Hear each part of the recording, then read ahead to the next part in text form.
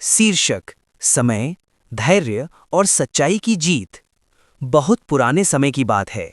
एक बड़े राज्य में देवपुर नाम का एक सुंदर नगर था। ये नगर अपनी ईमानदारी, शांति और मेहनती लोगों के लिए प्रसिद्ध था। इसी नगर में माधव नाम का एक युवक रहता था।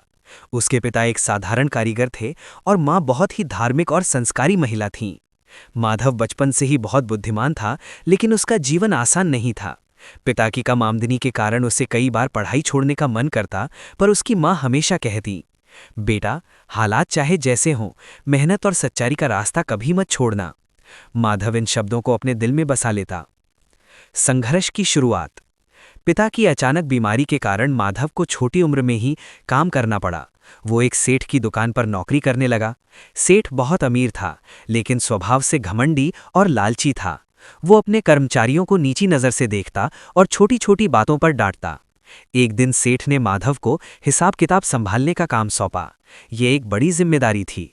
माधव पूरी ईमानदारी से अपना काम करता, लेकिन कुछ दूसरे कर्मचारी उससे जलने लगे। उन्होंने सेठ के कान भर दिए कि माधव चोरी करता है। सच्चाई की परीक्षा। एक दिन सेठ ने माधव पर झूठा आरोप लगाकर उसे नौकरी से निकाल दिया। माधव बहुत दुखी हुआ। उसने अपनी सफाई दी, लेकिन सेठ ने एक न सुनी। घर लौटकर माधव ने माँ से सब कुछ बताया। माँ ने उसे ढाढ़स बंधाया। बेटा, सच को कभी किसी सहारे की जरूरत नहीं होती। समय आने पर वो खुद बोलता है। माधव ने हार नहीं मानी। उसने एक छोटी सी दुकान खोली और मेहनत से काम करने लगा। वो ग्राहकों से हमेशा सच्चाई से व्यवहार करता। धैर्य का फल। धीरे धीरे माधव की ईमानदारी की चर्चा पूरे नगर में फैलने लगी। लोग दूर दूर से उसकी दुकान पर आने लगे। कुछ वर्षों में माधव एक सफल व्यापारी बन गया। उधर सेठ का व्यापार लालच और बेईमानी के कारण गिरने लगा। वही कर्मचारी जो माधव पर आरोप लगाते थे, सेठ को धोखा देने लगे। एक दिन सेठ को अपनी गलती का एहसास हुआ। उसे सच्चाई पता चली कि माधव निर्दोष था। शर्मिंदा होकर वो माधव के पास माफी मांगने आया। महानता का परिचय। माधव ने सेठ को माफ कर दिया और कहा, गलती इंसान से होती है, लेकिन उसे स्वीकार करना ही सबसे बड़ा गुण है। ये सुनकर सेठ की आंखों में आंसू आ गए।